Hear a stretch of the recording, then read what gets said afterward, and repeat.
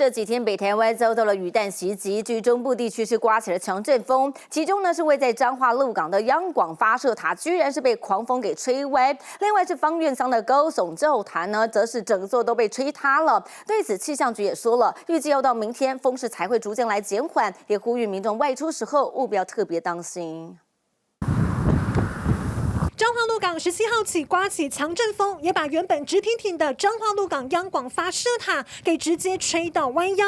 当天下午，民进党彰化县长参选人黄秀芳刚好前往参访发射塔，头发不断被吹乱，当场就能感受到风势有多强劲。真的蛮巧的，我们蓝天线区四个铁塔，今天刚刚有一只断掉了。风吹啊！ 发射塔被风吹歪，让附近居民看傻眼。然而不止发射塔周边，彰化方院轮角村庙宇坐教教坛也被强风整座吹塌。原本搭建好1个礼拜的高耸教坛，如今整个塌陷在地。咱风受大，看手上紧甲咱回风，才有法通后壁继续。 而位在彰化鹿港的轮尾港海面也被强风不断吹动，岸边被海风吹拂生锈的路灯灯杆更被当场吹断掉落震道，而风势强劲，17号晚间也把鹿港文武庙前树木吹断在地。咱倒落啊，人来抱啊，有台车去地震。